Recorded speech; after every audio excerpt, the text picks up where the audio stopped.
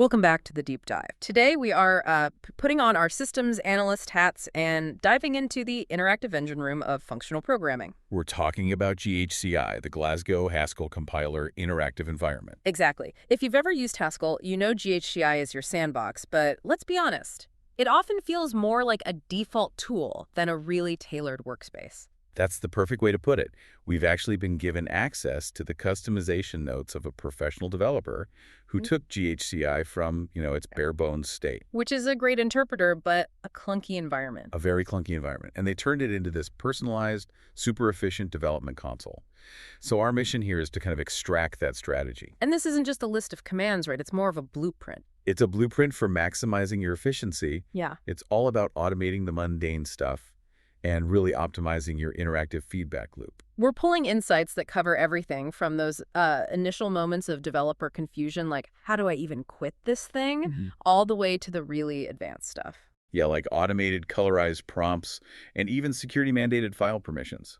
Okay, let's unpack this. And we'll start, naturally, with GHCi Survival. It sounds so basic. It does. But when you first step into any read-evil print loop, or REPL, the very first thing you need to know is how to get out. It sounds trivial, but depending on your background, this is where the frustration starts immediately. It absolutely is.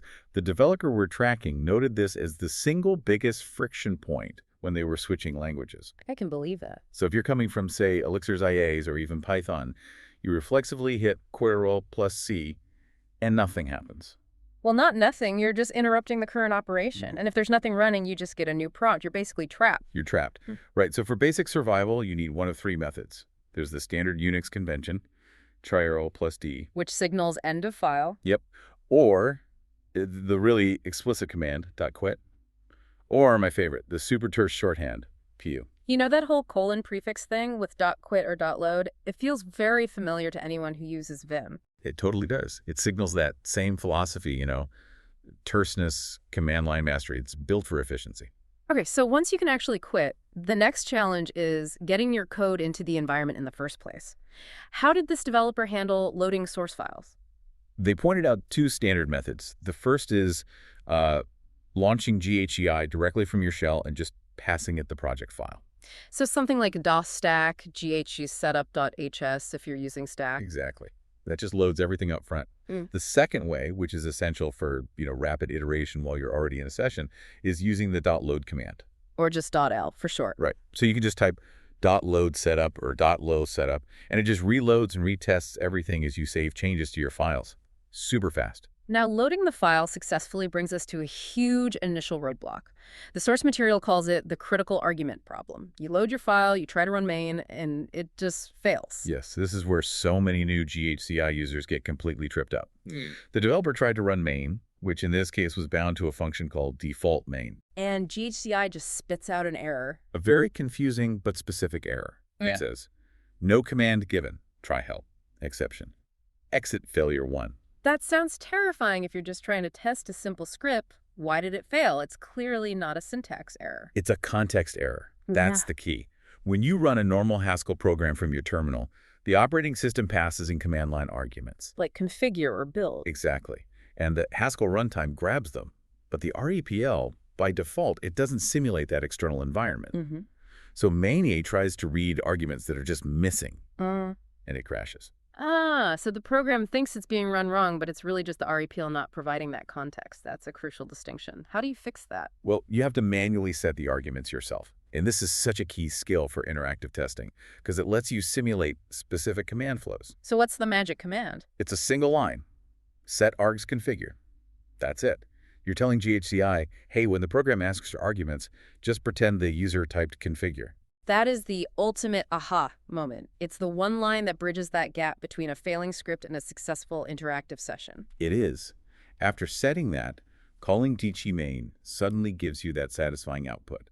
Configuring XS2 ebook-0.1.0.0, it just works. And now you can actually test your complex main functions. Okay, so now we can move from just surviving to, well, absolute luxury, deep customization via the .GHCi file. This is where the real power is. I mean, typing .setargs configure every time is fine, but typing 10 setup commands is not. The .g file is your automation hub. Precisely. If you're doing something more than a couple of times, you should automate it. The developer noted their first step was to generate a sample config file. They even used an AI tool for the boilerplate just to get started. Let's talk about the aesthetic choices first. They really prioritized a better prompt for improved workspace visibility. Why bother with that? Well, the default prompt is just so minimal. And when you load a bunch of modules, it gets cluttered.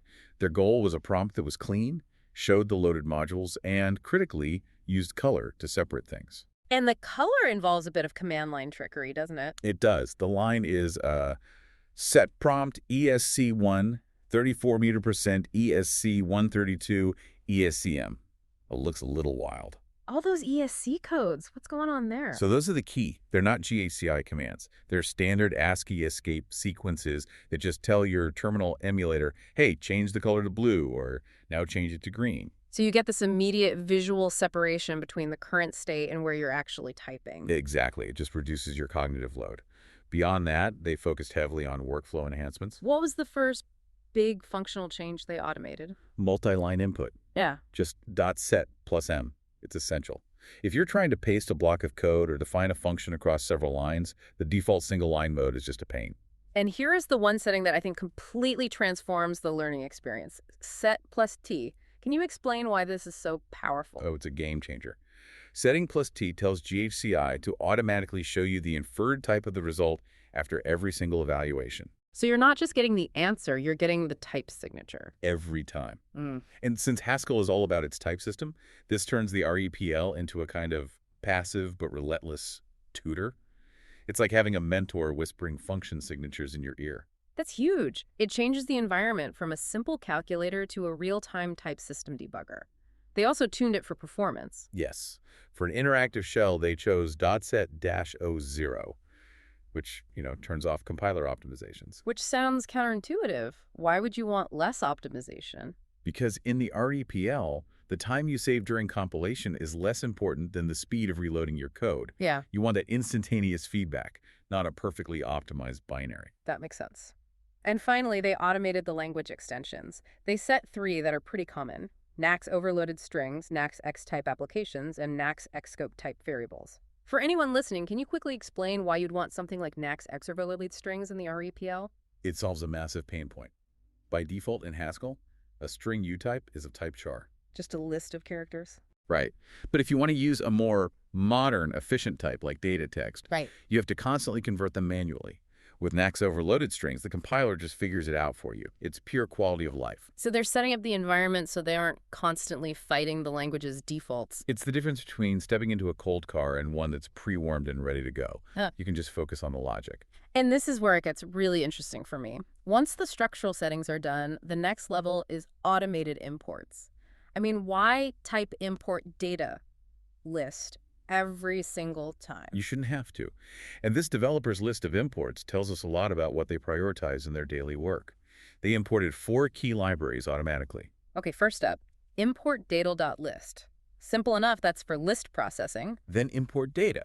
Maybe this is so critical in functional languages. Yeah. Haskell uses the maybe type for optional values instead of, null pointers. This gives you immediate access to tools to handle those safely. They also brought in import control.monad. This one seems key for testing things that have side effects. Exactly. Control. Monad gives you these powerful combinators, functions like when or forever, that let you prototype quick I/O actions without having to write a massive function definition first. And the last one, of course, the indispensable debugging tool, import debug trace. It's your quick and dirty print statement. Absolutely essential for seeing what's going on inside your functions while you're working. So this developer didn't just automate imports. They actually extended the environment itself by creating a custom command. Yeah, a simple but really nice quality of life feature. A clear screen command, .cls. How do you even do that? You use the .def command. They wrote .def cls -return .clear. So they're defining a new command, CLS, that just shells out to the operating system and runs the clear command. And they even made a note that on Windows, you'd probably need .cls instead. It's a tiny thing, but it saves those little micro frustrations every time you want a clean slate. It really shows their focus was on the usability of the entire terminal, not just the compiler. Okay, so here's an interesting twist. After meticulously building this amazing config file, the developer reloads GHCi, expecting perfection, And they hit a security wall. It just refuses to load the file. Right. Why? This is a critical security lesson. The warning was pretty severe. Warning. homefoobar.ghci is writable by someone else, ignoring. So GHCi is actually security conscious. Very. Because your config file can run code. It won't load it if other users on the system could potentially write to it and, inject something malicious into your environment. I find that fascinating. The environment prioritizes security over just immediate convenience, so the fix was all about file permissions. That's right. They just had to run chmind go w on the file, which removes write permissions for group and others. Yeah. As soon as they did that, GHCi loaded up just fine. So with the config finally loaded, the prompt showed all the modules, prelude data, .list data, .maybe, and so on. And this led the developer to think about that very first module, prelude. Yeah. They had this realization that Prelude isn't just another module. It's the standard library. It's the inescapable vocabulary of Haskell. It's automatically imported into every single session. Because it has all the fundamental building blocks, basic types, arithmetic, I/O functions. It's the foundation of the language. It's the invisible foundation. But even with everything working perfectly, the developer made one final refinement. An act of subtraction. Which is often the sign of a really mature workflow. They found that list of loaded modules, prelude data.list, to be distracting. It's helpful at first, but then it's just noise. Exactly. So they eventually just removed it from their prompt configuration for a cleaner workspace. They moved from an environment that shouted information at them to one that only presented what was necessary. So we've covered a massive journey here. You now know how to get in and out of GHCi, how to get past that critical argument problem for reliable testing, and how to build a secure, high-performance, and frankly, beautiful environment. You've gone from a cold, default shell to a highly personalized tool. And if we connect this whole customization strategy back to the bigger picture, the effort put into perfecting that .ghi file, it's a powerful example of operational excellence. It really is. Yeah. By eliminating that repeated setup friction and tuning your feedback loops, you make sure that 100% of your mental energy is focused on the real problem, not on fighting your tools. Which brings us to a final thought. Right. This raises an interesting question. If Prelude is the foundational vocabulary of Haskell, and it's loaded automatically and almost invisibly in every single session, what fundamental assumptions are we making about our programming language every time we start it up? And how often do we actually question those core building blocks that define the very limits and possibilities of the code we write? Something to think about next time you see that colorized prompt.